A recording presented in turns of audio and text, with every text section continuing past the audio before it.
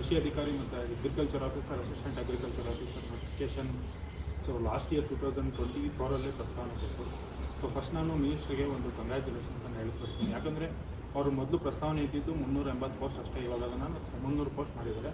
So ಅದೊಂದು ನಿಮ್ಗೆ credit ಕೊಡ್ತೀವಿ ಸರ್. ಬಟ್ ಇನ್ನು ಏನು ವಿಷಯ ಏನಂದರೆ, ಇವಾಗ KPSC ಇಶ್ಯೂಸ್ ನೋಡಿದ್ರೆ ನೀವು ಮೊನ್ನೆ AEE exams department of rural drinking water supply and ಸ್ಯಾನಿಟೇಷನಲ್ಲಿ OMR ಟ್ಯಾಂಪರಿಂಗ್ ಆಗಿದೆ, 10 ಜನ ಸ್ಟೂಡೆಂಟ್ಸ್ದು ಹಂಗೆ ಕೇಸ್ ಹೊರಡಿದೆ.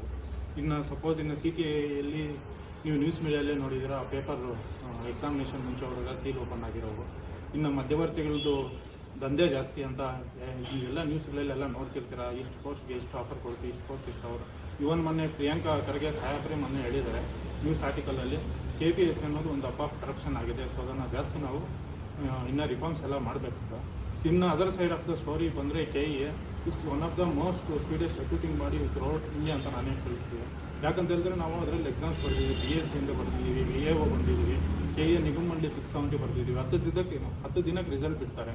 10 ದಿವಸ ಆದಮೇಲೆ ನೀವು ಎಲ್ಲರದ್ದು ಸ್ಕೋರ್ ಲಿಸ್ಟ್ ಇರ್ತಾರೆ. Very affirmative body. 5th option ಇವಾಗ ಇಂಪ್ಲಿಮೆಂಟ್ ಮಾಡಿದ್ದಾರೆ.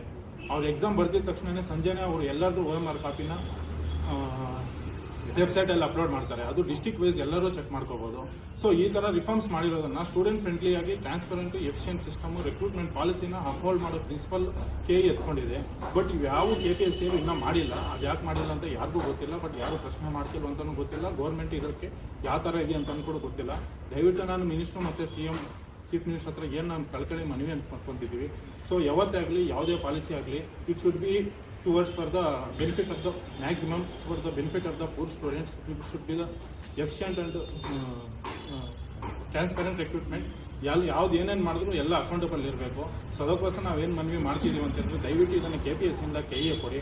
ಇದರಿಂದ 400 ಜನ ಸ್ಟೂಡೆಂಟ್ಸ್ದಲ್ಲ, 484 ಜನ ಫ್ಯಾಮಿಲೀಸ್ ಕೂಡ ಒಳ್ಳೆ ಭಾಗ ಆಗುತ್ತೆ. ಸೊ ಇದು ನಿಮಗೆಲ್ಲ ಗೊತ್ತು. ಇದನ್ನು ಏನಾದರೂ ಮಾಡಿಕೊಟ್ರೆ ಸ್ಟೂಡೆಂಟ್ಸ್ಗೆ ತುಂಬ ಹೆಲ್ಪ್ ಆಗುತ್ತೆ. ಸಪೋಸ್ ಇದೇನಾದರೂ ಮಾಡಲಿಲ್ಲ ಅಂದರೆ ನಮ್ಮ ಕಡೆಯೂ ಜಾಸ್ತಿ ಪ್ರೆಷರ್ ಮಾಡ್ತೀವಿ, ನಿಮ್ಮ ಹತ್ರ ಬರ್ತೀವಿ, ಭೇಟಿ ಮಾಡ್ತೀವಿ.